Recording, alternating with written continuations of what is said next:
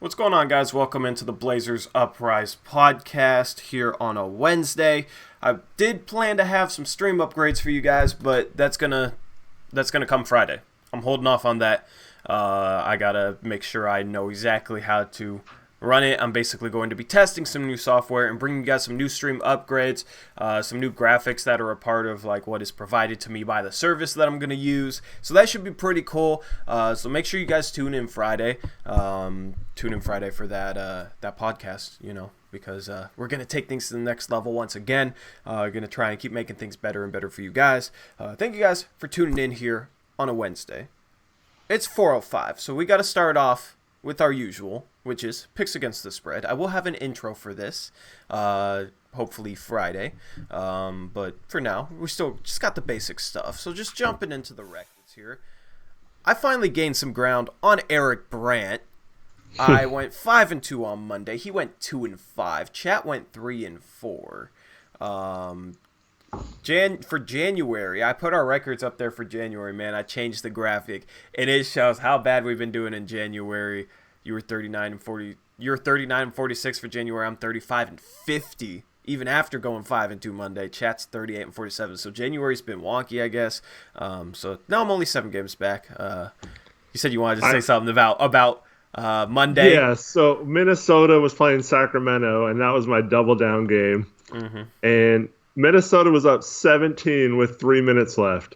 So if they just hold the ball and run out the shot clock every possession, it would have only left 26 seconds for Sacramento to score 17 points. So they basically made it to where it was impossible to lose, and they still found a way to lose, including giving up a... Wait, they lost that? I wasn't even paying attention to that game. I don't even know what you're talking about. So they were up 17 with how much left?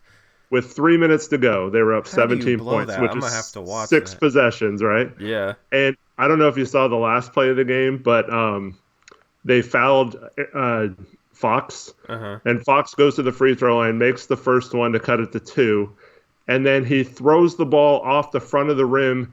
The ball bounces back to him. He grabs it and lays it in to tie the game to send it into overtime, and then Sacramento wins by like 10 or something in overtime. Oh my God, that's tragic. But I don't have any sympathy for you because I've dealt with so much bad luck this month. I've dealt with such a bad stretch. It was about time that the tables were turned and things were flipped, and you had your double down blow 17 Yeah, points. but that's the difference between 4-3 and 2-5. That sucks. I feel that. Chiefin says at one point it was 117-105 with 129 left. Yeah, that's just saying. I don't know how you blow that type of lead.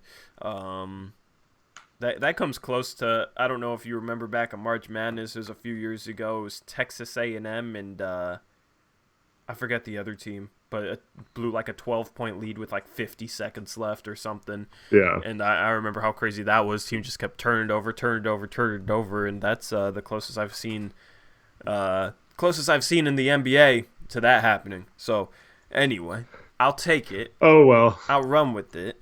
Because I had Minnesota. I'm due for a bad night every once in a while. I had Minnesota. And you're due for a winning team. Well, I mean, I'm only 7 games back, so we got some ground that I can make up today. And that's the thing too, though. I had Minnesota, so I should have been 6-1. I had a good day. I finally won a double down. I think it was the first double down that I've won, and we've been doing this like all month, I think. So. Well then. Houston wins in Utah without Westbrook, Harden, and Capella. Oh yeah, that was one of my picks. Utah was favored by 13.5. As First P says, he didn't count on Eric Gordon going for 50. Oh yeah. And you get into it on Twitter with people about Eric Gordon. Bro, like you didn't update his stats in time, man. That was so, dude. Okay, so I feel like. Let me just pop back here for a second. I feel like. Some of these like big like Twitter pages just want to like make me look like I'm wrong about something. That's the vibe I got from that. Like they wait until Basketball Reference updates or whatever. They wait until the morning after and say, "Well, you're wrong. These stats are wrong. You're wrong." Like I don't know, man. It was just like, okay, yeah, the best, the stats on Basketball Reference hadn't updated yet, and I feel like one game wasn't important enough to do the math. Like, I mean, obviously, creates a difference, but I didn't. My point still stands. You know what I mean? It still stands even after updating. Yeah. Oh well, you should have done the math if you want your stats to be current. It's just like, jeez, man. Like Blazer game, chill out, man. I know they're salty that we beat them in Rip City 3-on-3. That we took the ring from them. We took the championship gold medal from them. But they just relax, okay? Just relax. It's the off season. We'll come and do it again. We'll repeat. We'll give them the business again. But right now there's no reason to be at each other's necks like that. So I just that was funny. So anyway, going into game number one. Randall says you're a hater, and People's Mix says they were right. What was right? They were right. He's saying they were right. I do the math every time Dame goes off. Yeah, because I'm a Dame fan, so I take the time to do the math for Dame. I didn't care enough to do the math for Eric Gordon, and it didn't change my overall point. I mean, maybe next time just say going into this game he was shooting this. And honestly, that's what I meant to say too, but I forgot to put that. Like, whatever. I knew what you meant, but other people don't. Anyway, first game. We got the Chicago Bulls, Indiana Pacers. This game is in Indiana. This is Victor Oladipo's return, and I know Indiana. Are they still missing Brogdon, Miles Turner, and who's the other guy they were missing? I thought they were missing somebody else, but I know they missed Brogdon and Miles Turner for our last game. I'm not sure if they're playing tonight, but it was their status was definitely up in the air. I'm actually rolling with Chicago because I think Oladipo is going to struggle to get a feel back. The chemistry isn't going to be there with guys like Brogdon and Jeremy Lamb and TJ Warren. He hasn't played with those guys yet. I think he'll struggle to kind of get his feel back. 8.5 is a pretty big point spread. So I actually think this game is going to be closer than people think. So that's why I'm rolling with Chicago. Yeah, I actually kind of feel the opposite because he's coming off the bench and is only playing 24 minutes. So I don't think that'll be too bad. Brogdon is supposed to play tonight. Just looking that up now. So I'm taking Indiana in this one. I think they're going to win. Alrighty. Get an emotional boost. Yeah. I think they're going to win by less than 8 points or 8 points or less. So I think we'll be closer than people think. I'm going to start rolling off these wins. I'm going to gain some traction on you on this game. That's the plan. All right. Next game, we got Brooklyn against Detroit. This game is in Brooklyn. We haven't picked on Brooklyn in a while, I don't think. Real quick, make sure you're only voting once, people. It's really hard to count when people vote multiple times. Yep. And also just want to shout this out because Kyle put it in the chat, but we do have merch probably going live tonight, as long as there's nothing that, no unforeseen mistakes or hiccups or something. So tonight I'll plug that on my post-game stream. We should have that going live tonight. Me and Kyle, we're working on that. Huge shout out to Kyle. What's up, Kyle? But anyway, so Brooklyn versus Detroit. Brooklyn's favored by 8.5 points. I'm taking Brooklyn, though. Kyrie is back. I think Kyrie is going to play inspired basketball for Kobe. Brooklyn's as healthy as they've been all season, I think, unless I'm forgetting about something. But Detroit, banged up, struggling team. Just lost to Cleveland by 15, so I'm taking the Nets here. Yeah, Derrick Rose didn't play in that game where they lost to Cleveland. He's supposed to play tonight, I think. So I'm rolling with Detroit and taking the points. Hey, Brooklyn's a lot better than Cleveland. That offsets Derrick Rose, in my opinion. Eric's about to fall off his game right here, man. Today is like really the turning point. All right, next game. We'll see. Yeah, you take your chance with Kyrie, man. I'm never gonna. Hey, Kyrie's about to drop 40 at least.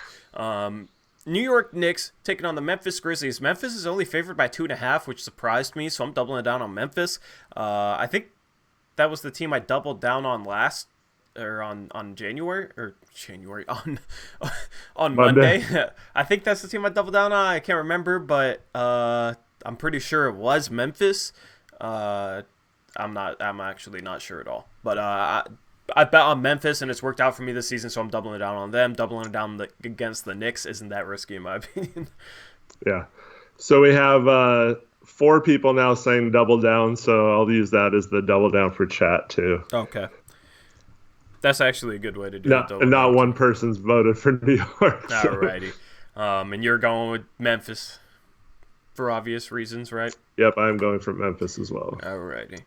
So next game, this is fourth of sixth game. We only had fourth of sixth games. Oh, God, man. We don't have many games today. So that was actually kind of nice. Hey, Portland Maid voted for New York just so they didn't feel left out. Oh, man, that was a sympathy vote.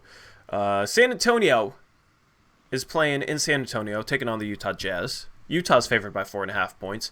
Utah has been struggling a little bit lately. I think they struggled on Monday. I can't remember who they played. Oh, yeah, they played Houston and lost to a banged-up Houston team. So this game is in San Antonio. Utah just came off a bad performance. I'm going to take the Spurs here. I'm going to take Utah. I don't think they can play as bad as they played last game. And I think they'll bounce back tonight. Alrighty. So that's 3 of 4 picks we've disagreed on. I kind of like that. Lot up in the air right now. Go back to your place 10 games below 500. Yeah. Okay, buddy. Sacramento taking on OKC. This game is a pick'em, that surprises me. I assume Chris Paul's playing. Probably should have doubled down on this game, to be honest, because OKC is much better than Sacramento. And if Chris Paul's playing, then he's going to play inspired basketball. So I'm taking the OKC. point spread's going up a little bit on this game, but when we made the graphic, it was... Oh, yeah, so you get your free double down. Yeah, go ahead. No, it's actually worse. It goes the other way, but... True, but we're just going based off even, We're going based off what's on the screen. I mean, I sent you my picks last night, so you can't accuse me of... I gotta keep these graphics loaded up in the browser and then switch them right before if I need to or something like that. I don't know. But your pick is? My pick is the Thunder, and that's my double down pick for tonight. Yep. Alrighty. Other than Sacramento coming back to beat Minnesota, they've played like crap lately. So. Yep. Last game of the day. We got. This will be interesting. Okay, I didn't update this. Why didn't that update?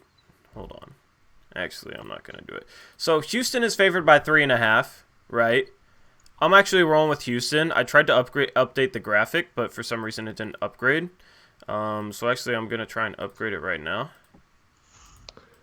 Or update it.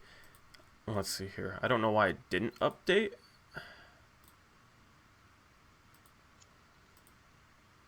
Yeah, it still says even. But I'm rolling with Houston. The line on this is 3.5 points. Houston is favored by 3.5 points. I'm rolling with Houston. Okay, there it goes. Okay, I didn't update the first slide. Okay, there we go. That slide's updated. People are asking, so Harden is expected to play. It's not official yet. Capella's also expected to play, but not official yet. They don't have to announce that till an hour before game time. Yep. So here's the thing with this game tonight. We'll preview this Blazer game a little bit. Here's the thing, man. Houston, I think, is going to be ready for the type of defense we ran against them, and I don't think it's going to be something that shuts down Harden like it did in Houston. I also don't think Harden's going to struggle as much with his shot. Russell Westbrook's been killing it. I mean, this isn't going to be the same game we saw in Houston, the same game these teams played last time. The Portland Trailblazers played their best defense of the season that game. Terry Stotts came up with his best defensive game plan. And we haven't really seen that since then. The defense has struggled. We just gave up 129 to an injured Indiana team. The defensive game planning hasn't been there like it was for that last Houston game.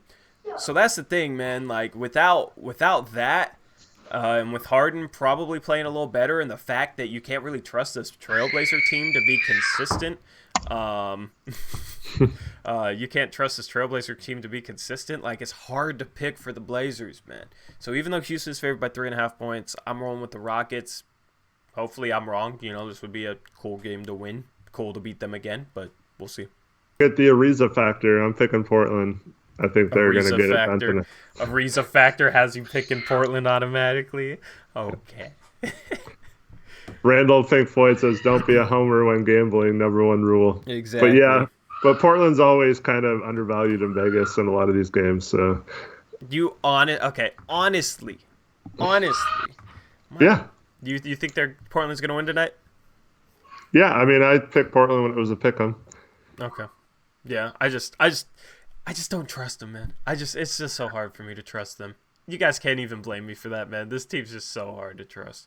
So anyway, that's that. That's it for picks against the spread. Let me hop onto the Patreon page here. So if you want to appear on a February podcast or live stream, then you have to donate before February to Patreon. So 3 days left of January.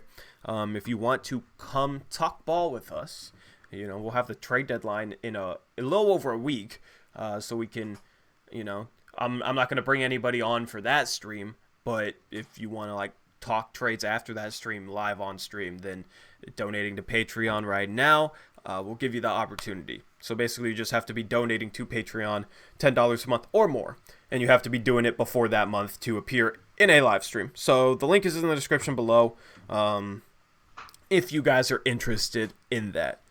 So anyway, the topic of this podcast today is Carmelo Anthony apparently wants to stay with the Portland Trailblazers, which it kind of surprised me, but I mean, at the same time it didn't. You know what I mean? I don't know. I've been saying that I think Melo's going to leave. He wants to play for a contender. He wants to win a ring, and I'm not sure Portland would even want to bring him back. But apparently Carmelo Anthony wants to stay. According to I have him, his quote if you want me to read it. Yeah, you have his quote. Awesome. Let's hear it. Okay, give me just a second. You said you had his quote. I had it up and it went away for some reason. I tossed it to you and you fumbled, man. I know, my bad. So once Eric gets that quote, we'll have that quote for you guys. I wish I had Jeopardy theme music. I'd play it. Oh, this is the... All right.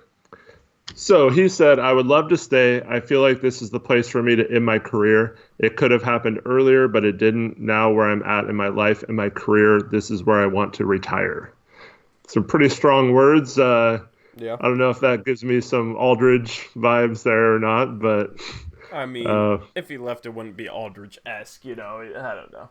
I don't know what to think about that, man. I mean, he's a guy who's... I'm not saying it's the same thing. I'm saying, someone's saying he wants to stay, but not really meaning what he says. Mm-hmm. Got you. He knows how to talk to the media, you know what I mean? He's saying basically what he's supposed to say, what he knows the fans will like, who knows how genuine it is. I think it probably is pretty genuine. I don't think he's going to come out here and just completely lie, but it's going to be interesting this summer once he's away from the team, from the team, depending on how we finish, if we finish in the lottery or get swept in the first round this summer. I feel like if he has the opportunity, he's going to get some, part of him's going to be like, man, I want a championship. That's the last thing I need to get for my legacy. I'm getting an offer from the Los Angeles Clippers or the Los Angeles Lakers or even the Brooklyn Nets next year, who are thin at power forward and will have KD back and Kyrie in them. And he could go back to New York City. I feel like he's going to have some options out there that are going to be hard for him to turn down. Even if Portland's extending him an offer, I feel like he's going to be on the fence in the end. Well, there's a couple of factors at play here. One, he also had some comments on Damian Lillard in which he said he was in awe when he watches him play, and that he's never played with anybody who can do what he does or who can score as easy as he can, which is crazy considering he's one of the best scorers of all time.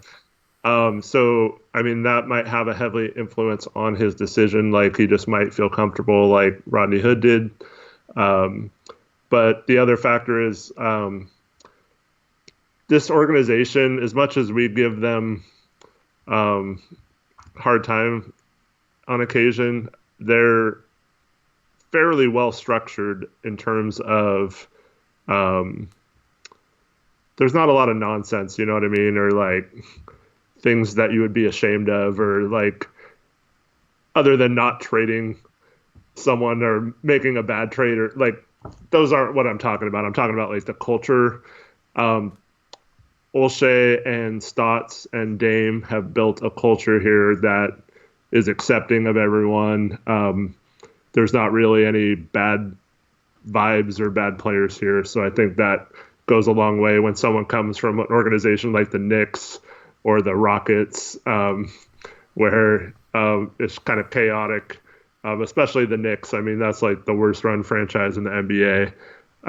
So I can see how you could feel a lot more comfortable in a situation in Portland. It's a smaller town. I mean, he's being adored when he goes to other cities too. But I don't know about next year if it's a great fit because his role will be different when everyone's healthy. I don't think he necessarily fits in well long term as the starting power forward. No, there's no way he should be starting next year. Yeah.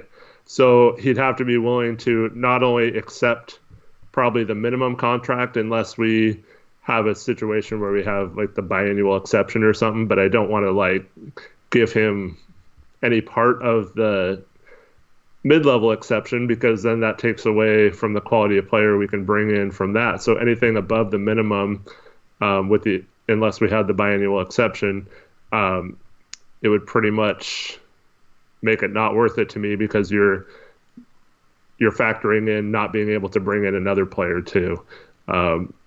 So yeah, I hope he wants to stay and it's for the minimum and he's accepting of whatever role it takes for him to stay in the situation next year. Yeah. I'm just not so certain when it comes to it if he's not starting and getting to shoot whenever he wants and stuff like that. Yeah, exactly. That's the other part of it too. But I don't know, man. It'll be hard to figure out because the thing is, if he comes off the bench, he can play more of the style he likes to play. And he'll have an easier time playing the style he likes to play. You know what I mean? He could be maybe that go-to scorer off the bench at the backup power forward spot, maybe playing 15 minutes per game or 20 minutes per game or whatever it is, you know. And he can play in short bursts, maybe not get the same rhythm, but like he can you know, ISO a bit and be the main bucket getter on that second unit, you know. Assuming Anthony Simons doesn't become like Lou Williams or whatever. Well, I was going to say Melo could be the Lou Williams, not the same scoring way, but exactly. Like, yeah. So I mean, like, I don't. It'll be hard to figure out if he wants to come off the bench, you know, or if that's kind of a deal breaker for him, and we won't figure that out until he resigns or leaves. The thing is, there's not many starting spots out there, but Brooklyn is one place where I could see possibly giving him a starting spot. They need some help at power forward. They've been starting Taurean Prince there, who's been horrible this year. They've been starting Wilson Chandler there, who's pretty washed up. Like, he's probably definitely a worse player than Melo at this point. So they don't... But they'll have Durant next year. Yeah, you know, but I mean, maybe they'll play him at small forward with Carmelo at power forward, you know, because I think Durant likes playing small forward. I don't know. Or they could put Durant at power forward. I don't know exactly what Brooklyn's going to do. There's just a lot up in the air with a guy like Carmelo and with his potential landing spots. It's just, man, we just need to be straight up with him. You know what I mean? Like, yeah, we'd love to have you back, but we have other guys coming in. You're only going to be a bench guy for 15, 20 minutes per game, you know, but we think we'll be a really good playoff team, and we think you can really help our second unit and still be a leader for this team, be a leader for these young guys. I think that's kind of, you know, if you're trying to bring him back, that's the conversation you have with him. And the thing is, roster makeup's going to affect our decision to bring him back too. You know, if we could have a lot of backup bigs or a lot of players at the 4 or 5 spots. You know, Scal if we bring him back, Collins, Nurkic, and then, you know, maybe we draft somebody at one of those spots, or if we trade for somebody at one of those spots, that's 4 spots covered. You know, maybe Scal ends up leaving or Scal ends up being out of the rotation. I just don't know how it will sort itself out. It'll be interesting to see in that regard. But, you know, I wouldn't mind having him back. You know, I just don't want them to bring him back and play him over Collins or something like that. That'd be kind of ridiculous. Yeah, and based on Olshey's comments about the starting lineup next year, including Collins, I would assume that he is looking at the same thing you said, where it'd be more of a bench role. Mm-hmm. So hopefully the fact that we gave him an opportunity when no other team did would factor into that decision too. But yeah, it's weird because this year we definitely needed him to play big minutes and to play a bigger role. So to go from that to a different role next year might be bad to even ask him. A type of player like that might feel slighted. I hope the year and a half off he took, or not year and a half, but like it was almost a little over one season off.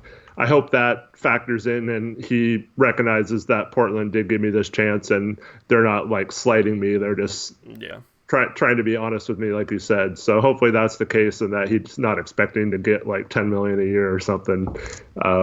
If those two factors are cool with him, that he's okay coming back for basically the minimum, or in a lower role, then I'm totally fine with him staying. Yep. And the trade deadline should give us more clarity on his future. If we end up trading for a power forward, maybe it's, God forbid, a Kevin Love, or maybe it's a LaMarcus Aldridge. Like, I don't know. I don't really like some of the options there, but say we trade for one of them, that decreases the likelihood that we even try and bring Carmelo back, since Carmelo isn't a 3 anymore, man. He just does not have the lateral quickness to even have a chance out there guarding other small forwards. He's just not a 3. Like, he needs to play the 4. In today's NBA, he's a 4, and that's it. That's like his only position. So it is nice that we have some big men that can play power forward and center. So, you have some flexibility in the way you can play guys and how many minutes they play. But if we go out there and trade for a 4 in Aldridge or a Love, it's hard to see him having enough minutes to be satisfied with a role here, because if you trade for a guy like that, they're going to be getting 30-plus minutes. Nurkic is going to be getting 30-plus minutes. Then you got Collins, who's going to be getting 20-plus minutes. So that would only leave 15 minutes max for it. If Nurkic was playing 30 minutes, the guy we traded for was playing 30 minutes, and Collins was playing 20 minutes, that only leave 15 minutes for Melo. I feel that's kind of conservative on the minutes played for those 3 guys. So I don't think he'd be happy playing less than 15 minutes per game, and that's not even factoring Scal into the equation. So we just have to see how this roster shakes out. Also, if we keep Whiteside, and then re-sign him, that also makes it tougher, because, we'd have Nurkic, Whiteside, possibly Scal, and Collins as well. So we just have to see how this shakes itself out. Yeah, absolutely. And no, Hamza, the Bucks are not going to trade Chris Middleton, so you can scratch that off the table. There's absolutely no chance of that happening. But yeah, like we've talked about this with Whiteside and Nurk, they can't play together. So you're basically saying that they can only play like 24 minutes, or one person has to play less than that if you give the other person more. But like if you have Melo strictly as a power forward, Nurk strictly as your center, and then Collins can back up either position, then that's fine. But you don't want to get in a situation where you have like 2 people that can only play one of those 2 positions. Yeah, I mean, it's just, I've said it all season long. It doesn't make any sense whatsoever to keep us on Whiteside. I've had this conversation on Twitter. I've had this conversation on this podcast. Like, literally, just absolutely no sense to keep us on Whiteside. If we keep us on Whiteside, I'm going to be disappointed in Neil Olshey, because I don't know. People say, oh, well, you don't know what was out there. That's what they've said in the past, and they kind of had a point. The thing is, you have limited options when you're trying to trade a guy like Evan Turner, who's making $18 million per year for the next 2 years. He's not an expiring contract. But Whiteside being an expiring contract, it's a lot easier to trade that than it was to trade Evan Turner. So there's going to be more options available to Olshey at the trade deadline this year. Therefore, I'm not going to subscribe to the excuses of, you don't know what was out there for Olshey. There's no reason why he shouldn't get something done where we either add talent at some position, get back, second round picks or something for Whiteside, or, if all else fails, get back a 2-year contract. That would be a contract we could trade this summer and a contract that we could trade next year, and possibly create a traded player exception. I had a trade template that I tweeted out. It probably would take too long to find right now, but it was basically a trade template where if we structured a trade in a certain way, we could create a $14 or $15 million traded player exception. That is something, I think we should try and create the largest traded player exception possible. Obviously, like, that is harder said than done. Yeah. We just need to straight up trade him. But if possible, I would like to create another trade exception, especially possibly one in the range of $14-15 million, because then you can be more in play to bring people in with sign-in trades because you don't have to send salary back. So it makes it easier to get the other team to sign and trade somebody to you if you can land somebody like, if you can get the free agent to agree, if that makes sense. Yeah. And then Brian Scalabrine suggested trading Whiteside to Memphis for Whiteside and a future first for Iggy and Jay Crowder. Well, sorry. Okay, I almost threw up. All right. No. You okay, man? That is the most disgusting. Sorry to Brian Scalabrine, but Iguodala's not going to want to play here. He doesn't want to play in Memphis. They're better than us. Like, he's not going to want to play here. So he's not going to almost made Tari throw up. So we're basically trading a first-round pick for Jay Crowder, who's expiring, who's been awful this year. Well, it's two expirings that probably wouldn't be on the team next year. Like, you don't give up first in that trade. Yeah. I mean, if right before the deadline, Memphis was like, okay, we'll give you Crowder and Iggy for Whiteside straight up, no picks. I'd probably do that just to have some depth this year. Well, let me look at this real quick. I think that how much is Crowder making total? It's somewhere about 7.3 or something like that. If it's less than that, then we could get fancy with it. It's not less. It's not enough to fit in the trade exception. See, because this was basically my template. Close, yeah. If you can trade Whiteside to a place where, God, how do I explain this where it actually makes sense? Memphis isn't giving up a first or a second in that trade either. That makes no sense. So guys, think about it. The team that we trade Whiteside to is going to have to trade back like at least around $21 million. At least $21.5 million in order to match Whiteside's salary. But if that is divided into two different players, and one of those players is making $7 million, and the other player is making like $14 million, and it adds up to match, the guy making $7 million we could absorb with Kent Bazemore's traded player exception. So his salary wouldn't really that would get absorbed with the trade exception. Then that would help us create a trade exception where, Whiteside's salary and the $14 million salary, the difference between that would be our new trade exception. So if I think Whiteside's making $27.1 million right now. If that was a $14 million contract, that would create a $13 million traded player exception, since the other $7 million we absorbed with a traded player exception, so it basically didn't factor in to that equation with Whiteside, if that makes sense. That's basically how that works. That's just kind of the rough numbers, but hopefully I explained that well. So that was the whole idea behind my template, is try and create a bigger traded player exception by using the Bazemore traded player exception to absorb $7 million, and then try and, I don't know, that could help us create a bigger traded player exception. I tweeted it out. If you guys don't follow me on Twitter, at ToryJonesYT is the handle, at HoopsJock for Eric Brandt. But that's the type of trade I think we need to go after. Because the thing is, if we create a $15 million traded player exception, we could be more of a player in free agency without having to shed salary and get rid of assets. We could be over the cap and be more of a player in free agency, since it basically be like a $15 million mid-level exception. You know what I mean? That's almost what it be like. It just depends on what our salary is, because then you're depending on if that $12 million salary is a salary for next year or not. If it is, and you keep Ariza, then you're going to be pushing the. You're going to be pushing, but I don't think you'd be over.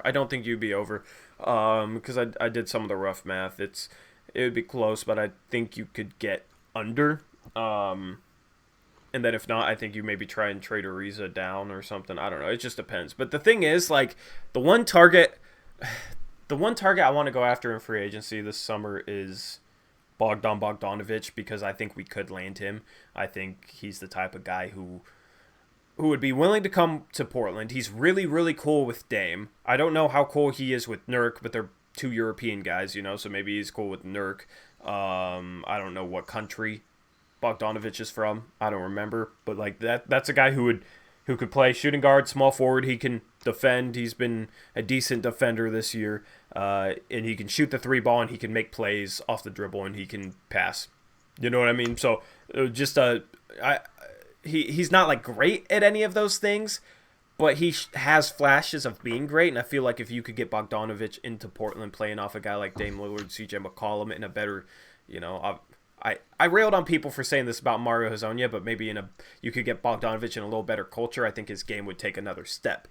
Because that's the thing. With Hezonja, he just didn't have any skills, so it didn't matter where he was going to play. He was always just not going to be skilled enough to hang. Bogdanovic has a lot of skill, shows a lot of flashes of skill. So I want that to be a free agent target. Problem is, our biggest mid-level exception possible would be around $10 million. That's not enough to sign Bogdanovic. He's from Serbia, so you guys can stop trying to guess where he's from. But that's the thing. So we'd have to do a sign and trade, right? Well, $15 million might not be enough either. $15 million might not be enough either. But that's getting closer. That's getting more into the ballpark there. Which obviously this is all just simply hypothetical, and if Olsztyn doesn't create a $15 million traded player exception, nobody's going to be complaining at all, because that's a really tall task. That's just like me being hopelessly optimistic, if that makes sense, but I'm just speaking hypothetically because I like discussing the hypotheticals. Knowing the CBA like this makes it fun to kind of like discuss like, oh, how could we possibly be creative and make moves that we wouldn't see coming. Getting a $15 million trade player exception would mean that we could sign and trade for Bogdanovic, and we wouldn't have to trade Sacramento salary, so they'd be a lot more willing to do it. If instead of losing Bogdanovic for nothing, they could get, maybe some cash, maybe even a future second, and a trade to player exception for trading him to us. We basically did that with Jake Layman. We got a trade player exception for him. So that's the thing, is like if there's no future, if there's no money coming back in a sign and trade for Bogdanovic, that makes it a lot more likely to get that done. The reason there wouldn't be any money coming back is because we'd have a $15 million traded player exception that we could simply absorb the salary we pay Bogdanovic, and we could absorb it into that traded player exception without having to match. So that's the whole thought process behind that. That's basically what I tweeted out. That would just be like being creative. You know what I mean? We wouldn't have to shed Ariza. We wouldn't have to like clear cap space. The thing is, if you sign and trade for somebody, you have to stay under the tax apron, so our salary couldn't be above like $146 million next year or whatever that's going to be. So shout out Nathan Little for the $2 donation. He said Steven Adams. We could maybe get into that I don't know. We could maybe discuss that for a little bit here in a second. I wanted to give Eric a chance to give his thoughts on what I just said. Yeah, it's probably, at this point, I'm just happy if we trade Whiteside and get some sort of asset back. So I'll be happy either way. Obviously, the better the trade is for us long term, the better I'll feel about it. Mm-hmm. But yeah, it's kind of hard to, because like we know the CBA, we know we can create that kind of move, but like I don't know if it's going to actually happen. So I'm not trying to get my hopes up too much on that kind of stuff. Mm-hmm. Yeah, I'm not, I'm not speaking from a standpoint of my hopes are up for that. I'm just speaking of like that could be an option, and if Olsztyn did that, I'd give him a round of applause, because that'd be him being creative in a way to create, that would probably also possibly get us under the tax, especially if we threw in like Swanigan or Hezonja or whatever. So if he could like do what Jody wanted and get completely under the tax after being $11-12 million over it, as well as create a traded player exception of that size, as well as land Ariza, who is better than Bazemore and looks like he is a decent fit here, like that would be a very impressive trade deadline for me. You know what I mean? But like, and there's other different ways he can be creative, That's the thing. It's like all of them are kind of like a bit of a long shot, but I think there's enough options out there that one of those long shots should pan out, if that makes sense. Not necessarily with that template that I said, just in terms of like trade options in general, if that makes sense. I think he has enough options that he should do something. Yeah, the worst case scenario trades would, outside of like Love or those kind of moves, not including those guys, unless we got some sort of assets back in those deals, which I don't think is going to happen. Yeah. But like worst case scenario, I don't see why Charlotte wouldn't trade Batum for Whiteside and include the Cleveland second round pick. And that, like, at the absolute worst, maybe even a future second in there too. So Nathan Little brought up Steven Adams as a possibility. And honestly, if OKC wanted to trade Steven Adams straight up for Hassan Whiteside, I'd do that in a heartbeat, because Steven Adams is going to be much more okay with being a backup center. But more importantly, he's a good replacement for Whiteside. Do you know what I mean? Like, we wouldn't lose anything at that spot. Then we'd have Nurkic and Adams, which would be a fun duo. But more importantly, he's a 2-year contract and would be an expiring contract next season, a contract that we could trade during the offseason. Yeah, he'd have some value to teams needing center this season, because I think he's, only like 26 or something, if I'm remembering correctly. I'll look it up real quick. 26. He won't turn 27 till July, so he's kind of in that Drummond range where he's still young enough to fit with the rebuilding team, but not old enough to where, like Whiteside, to where you have to worry if he's on the downside of his career at the end of his next contract. So he'll just be like at the end of his prime if he gets a 4-year deal after this next one. So, even though he looks older than he is, Randall, I think, player like that would have actual value in a trade this summer instead of just trying to trade him for his contract. Because if you get Batum, he has no value other than the fact that he doesn't have more than a year left on his deal during the summer. But like Adams could actually help a team, and you might even get like a first-round pick or something back for him, which is why I don't think OKC would do that without including a first-round pick. And then we're back into the situation where you don't include a pick for guys like Aldridge and guys like Adams, who don't really help this team long-term win a title. Yeah, there's just not anything that makes sense that matches up with the Adams for Whiteside swap, in my opinion. Unless OKC was like chasing some cap space this summer and thought like maybe Nerlens Noel at a discount would be just as good as Steven Adams or something. You know what I mean? Like if they, maybe they wanted off Adams' contract, that's the only thing that makes sense, but I don't think that's the case at all. The thing is though, Adams would be great for the locker room. He'd be a fun pairing with Nurkic. He also has some Nurkic-like qualities, I think. Per 36 minutes this year, Steven Adams is averaging 15 points per game, 12.5 rebounds, and 3.5 assists per game. So now that Westbrook is gone, we get to see Steven Adams play make a little bit more. So his passing has been solid. He as a defender, he kind of reminds me of Nurk. Obviously not as good as Nurk, but I think he's best in a drop scheme. He's not going to get out there and like hedge ultra effectively. So if we're just going to live and die with dropping the big back on pick and rolls, I think Steven Adams would fit that. So I like his fit. Even better than Whiteside. Provides like the same type of player at that center position, especially with like kind of the passing and short rolls too. He has a really nice floater that was like automatic against us in the playoffs, so that they didn't go to enough. That like short little like 10-foot floater shoots it kind of weird, but it goes in a lot. He would get that shot a ton playing off a Dame.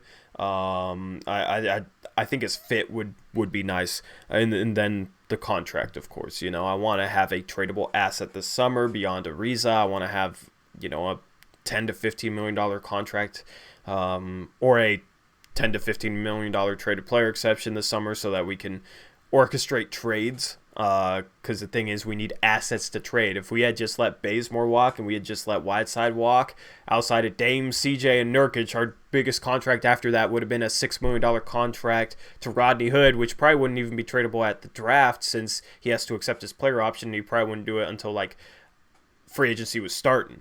You know what I mean? So like, and even if he did, that's only $6 million trading out. That's not going to match somebody making $25 million or $30 million. So that was the problem going ahead into this offseason. They kind of solved that because they got Ariza, who's a $13 million expiring. And the thing is, if we can include him in a trade, They have to have his $13 million guaranteed for next year, but that just gives us some flexibility a little bit. But honestly, I'd prefer to keep him, so I want another contract around $10 to $15 million that we can trade out. Yeah, absolutely. Completely agree with that. I don't like Julius Randle, for all the people saying that in chat. Yeah, no thank you to Julius Randle. Not a good enough defender, not a good enough three-point shooter. I'd rather have just keep Melo. And the thing is, it'd take a first-round pick for Julius Randle, too. So, I'm not a fan of it. Not a fan of it at all. Christopher asks, what about Lennon Teague for Whiteside and Gabriel? It would probably have to be just White. That wouldn't work because they couldn't attach Teague to another contract to match salary. And Teague wouldn't match Whiteside on his own. And Len certainly wouldn't. I saw somebody say they are a couple million under the cap, though. They're the one team that is. But I mean, Teague's making $19 million, Whiteside's making $27 million, so they'd have to be $8 million under the cap. Yeah. Well, we could absorb. It'd have to be like Evan Turner, but Evan Turner instead of Teague. You know what I mean? But somebody said in the comment section, Russell first rounder exit Westbrook said this like 7 minutes ago. He said, I saw the worst trade suggestion ever yesterday. It was Whiteside, a first and a second for effing Alex Len and Evan Turner. I don't know what the writer was thinking, but goddamn. Well, first for Alex Len and Evan Turner. That's tragic. I don't remember when the Bazemore trade was official. If it was official in the new league calendar year, we can't even trade for Turner anyway. So no, it was official before. But yeah, no, that's a horrible trade regardless. That's disgusting. I don't know why we'd give up a first and a second to get Alex Len and Evan Turner. That's silly. Yeah, it's stupid. Almost as dumb as this 30-team trade I saw today. Oh, yeah, Fansided put together a 30-team trade. You guys want to hear what it said? Yeah, we can. You guys care? All right, so they do this every year. I think they do one in the offseason and one around the trade deadline. Mm-hmm. So the Portland Trailblazers would be sending out Yusuf Nurkic, Trevor Ariza, Mario Hezonja, Gary Trent Jr., Nasir Little, and a 2022 second-round pick, and this trade isn't even legal with the CBA, so it's kind of pointless. But we'd be getting Kevin Love, Jonah Bolden, and Garrett Temple. That's the most disgusting trade ever, man. I don't understand. If it's not legal with the CBA, what's the point of doing that? You're basically just like swapping players like you have fantasy teams. Like what is you know what I mean? Like the CBA, following the CBA would be the whole point to like, oh, let's put together a 30-team trade that tries to make sense for every team and also works under the CBA. Without it working under the CBA, it's pointless. Like, why is Garrett Temple even being included then if the CBA doesn't matter? Like, I don't know. That's I basically said something to the guy who did it. And he said, I'm trying Jennifer back to me. That's funny. Yeah, it is funny. But, like, it was obvious, like, in his first paragraph, he was just trying to, like, make people mad, like, and get clicks and stuff he didn't care about. Well, that's a lot of media today, man. That's Bleacher Report. That's Fansided now.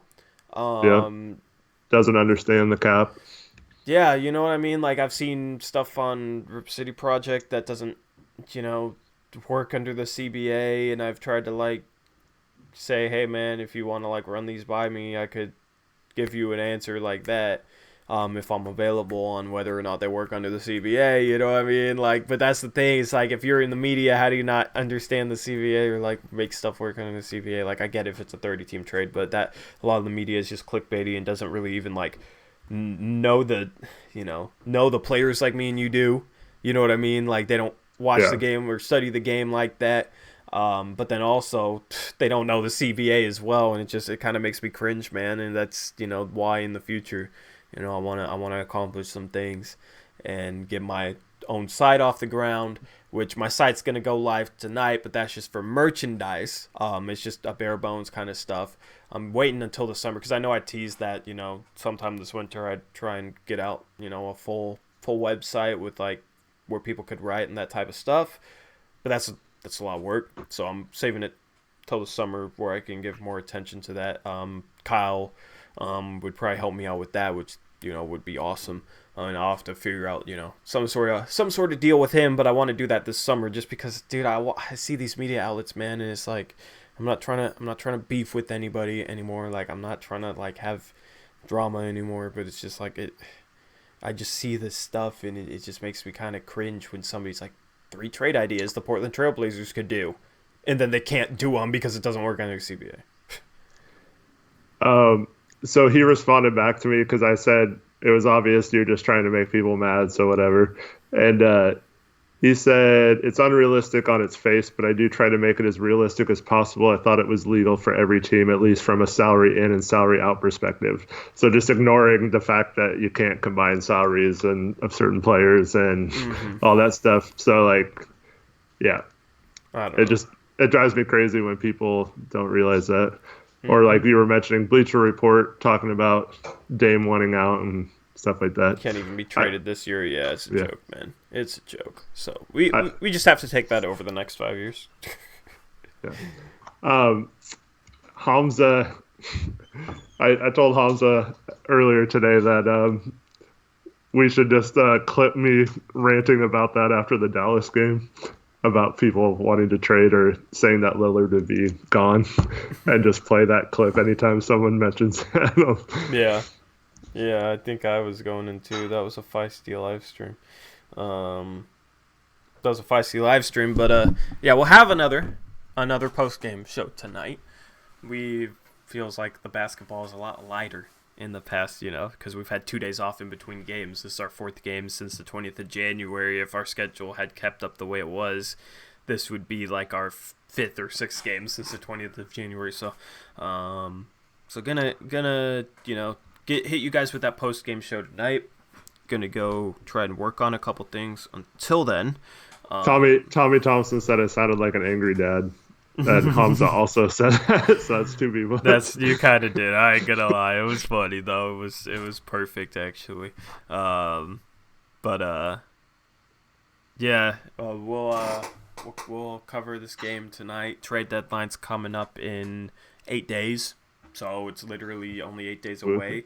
So we'll have that trade deadline stream for you guys as well because I got off jury duty. For any of you who don't know, that I got my jury duty rescheduled. I got it rescheduled because that was scheduled for the week of the trade deadline, so I was worried about it interfering with that trade deadline stream, which would have been, that trade deadline stream I think is going to be huge for the channel. I think it's gonna pop off, so to say. But we have to.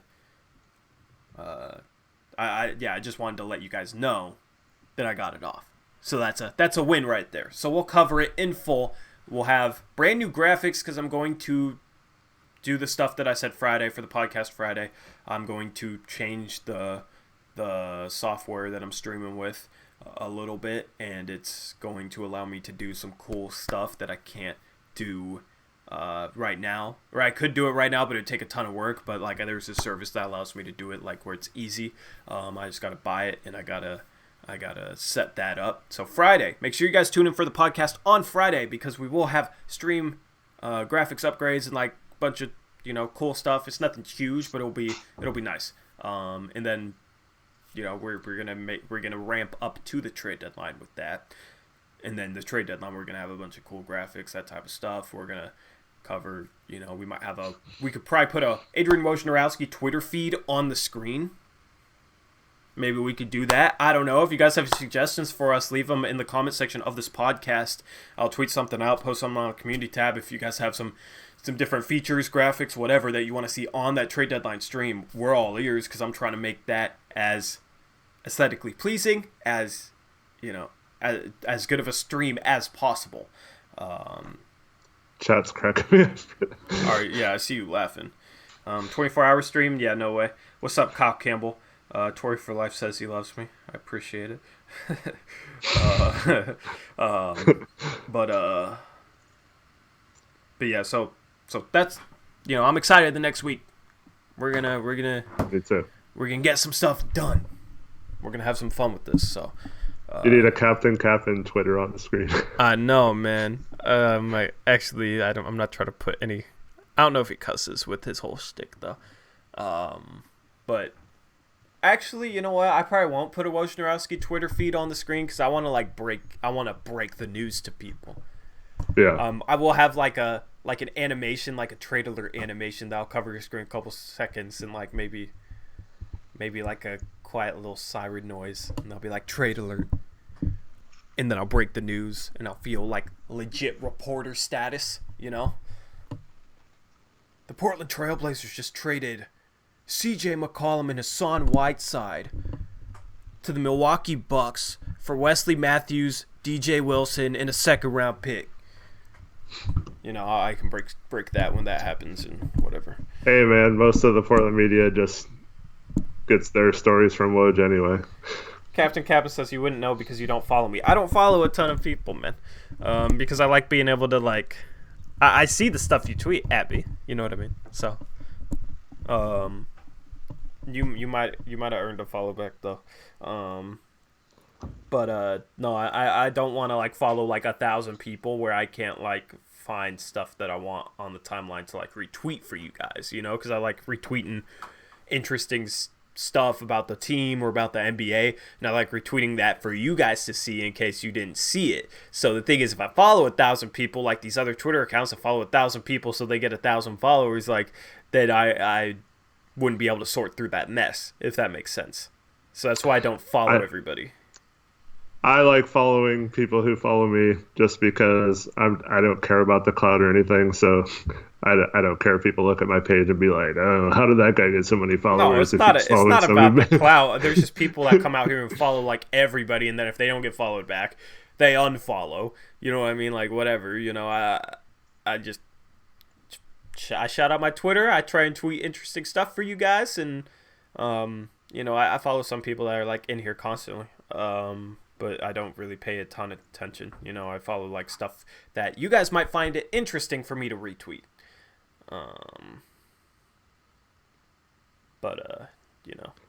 Hamza begged the Blazers Twitter feed to follow him like 3 times one day, and they finally did.